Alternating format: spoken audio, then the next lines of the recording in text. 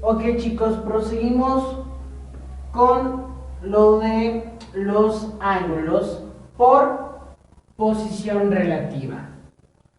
Primero, existen al igual 6 tipos de ángulos por su posición relativa. Los adyacentes, opuestos al vértice, conjugados y consecutivos. El primero que vamos a ver son los adyacentes, ¿sí? Este es un ángulo adyacente. ¿Cuál es su característica importante? Que uno de sus lados o uno de sus segmentos o semirrectas dependen de una recta común. ¿Cuál es mi recta común? A y B es mi recta común, que se adhiere otra semirrecta que va a formar dos ángulos, en este caso el ángulo alfa y el ángulo beta. Entonces, su definición es: los ángulos adyacentes son aquellos que están formados por un lado común, pero que se encuentran en la misma recta. En este caso, A y B. ¿Sale?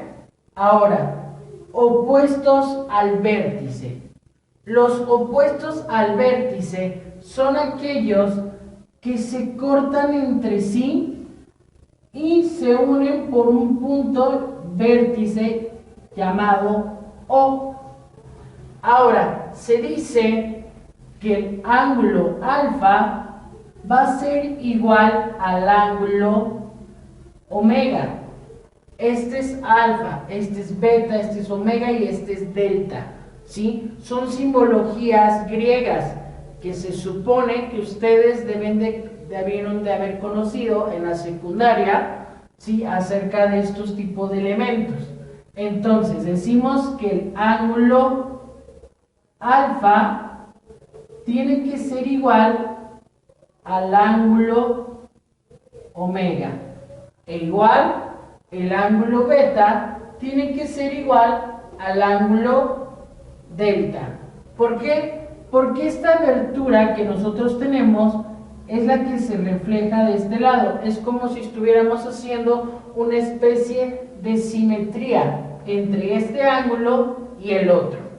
¿Sale?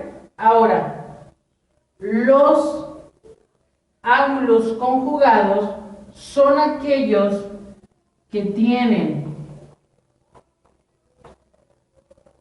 4 o más ángulos, pero que estos van a sumar 360. Es por eso que en ambos ángulos van a medir 360. Del ángulo beta hasta el ángulo delta va a medir 360. Si yo comienzo al revés, del ángulo alfa hasta el ángulo omega, va a medir siempre 360.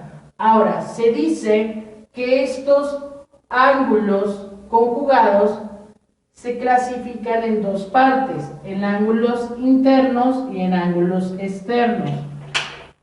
Los ángulos internos serían estos que están aquí. En este caso, hablamos los ángulos internos sería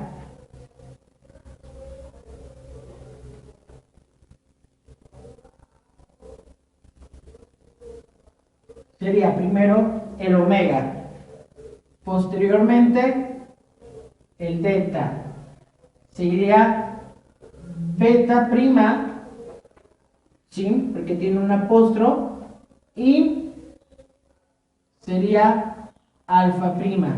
Esos son los ángulos internos. Pero si yo digo cuáles son los ángulos externos, los ángulos externos son los que se encuentran aquí y aquí. Entonces decimos que los ángulos externos van a ser alfa, beta, va a ser omega prima y delta prima, ¿sí? Esos serían los ángulos conjugados. Y por último, de estos que son ángulos conjugados, ángulos consecutivos, van a ser lo siguiente. ¿Cuál es la característica importante de los ángulos consecutivos? Son aquellos que todos salen de un mismo vértice. En este caso, el vértice común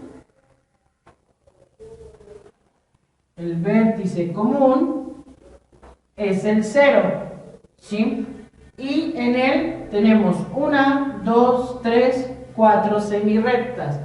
Esas 4 semirrectas lo van a formar 1, 2, 3 ángulos. El ángulo alfa, el ángulo beta y el ángulo delta, ¿sí? Entonces, a eso se llama ángulos consecutivos, porque parten de un mismo vértice común.